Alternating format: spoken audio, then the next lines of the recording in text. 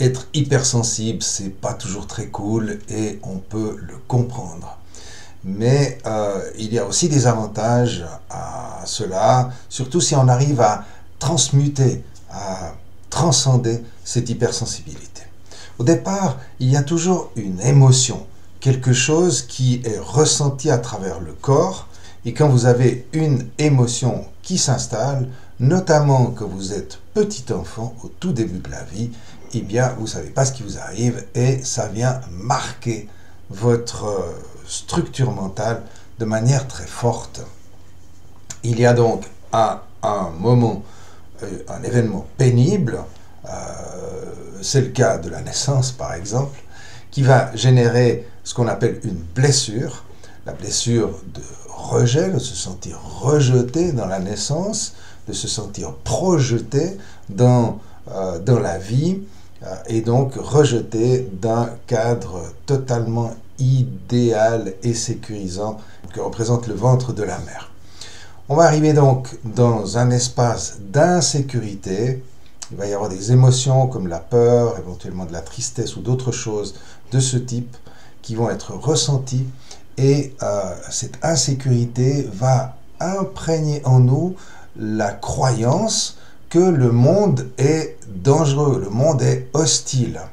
Et il va donc falloir développer, enfin ça se fait de manière naturelle, développer une stratégie pour se protéger de ce monde dangereux.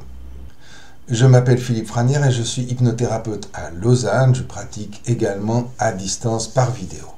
Alors, quelle est cette stratégie que le tout petit enfant ou l'enfant va développer face à l'insécurité? Eh bien, une des stratégies les plus efficaces ou les plus naturelles que l'enfant va adopter, c'est de devenir extrêmement sensible à tout ce qui l'entoure, de sorte qu'il puisse capter un maximum d'informations, ressentir les autres, ressentir les événements, sentir les choses arriver, pour évidemment anticiper les coups, anticiper les dangers, afin de se protéger.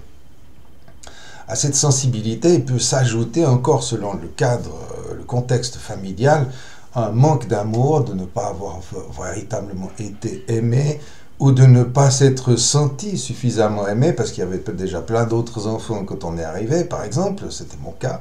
Bref, il peut y avoir toutes sortes de circonstances qui font qu'on se sent rejeté. Ce manque d'amour va nous amener à être fusionnel, c'est-à-dire à se projeter dans l'autre et à vivre à travers l'autre, comme si on était capable de cette manière-là de faire un, alors que justement on souffre de la séparation.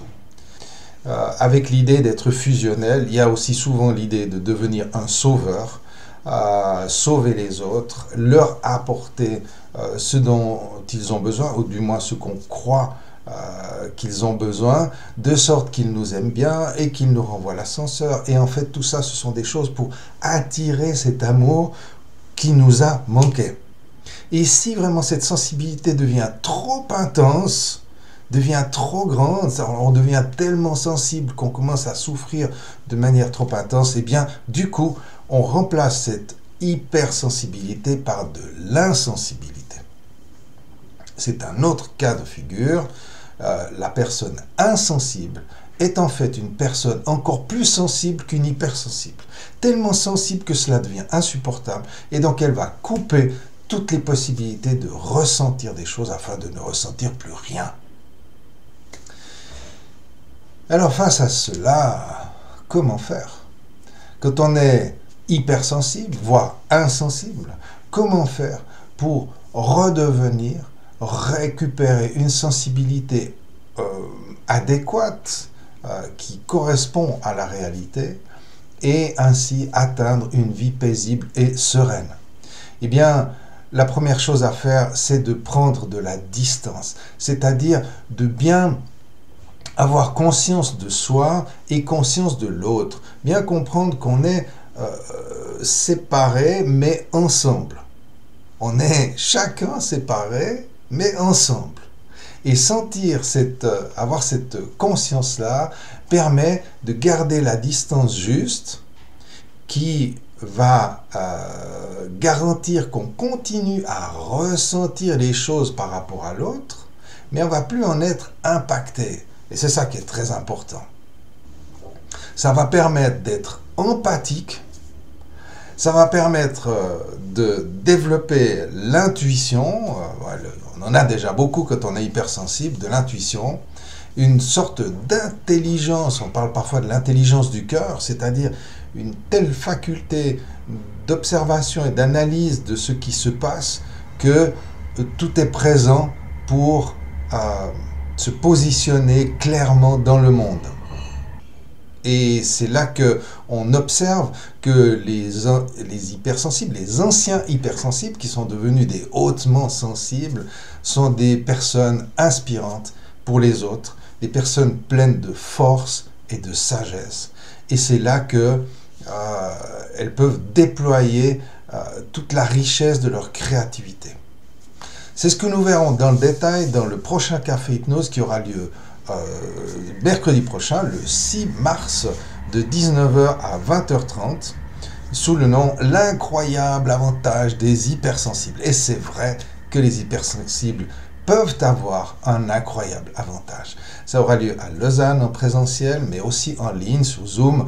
Vous allez pouvoir trouver les informations sur mon site internet. Il doit y avoir un lien sous cette vidéo. Et il y a une petite participation de 10 francs. Le café hypnose qui dure 1h30 est généralement suivi par un moment convivial. Si vous comptez y venir et rester avec nous, prenez un petit truc à manger ou à boire et puis on continue de manière amicale cette rencontre. Je me réjouis d'explorer tout ça avec vous et je vous souhaite la plus haute sensibilité qui soit accessible pour vous afin d'être heureux et de rayonner ce bonheur autour de vous. Au revoir.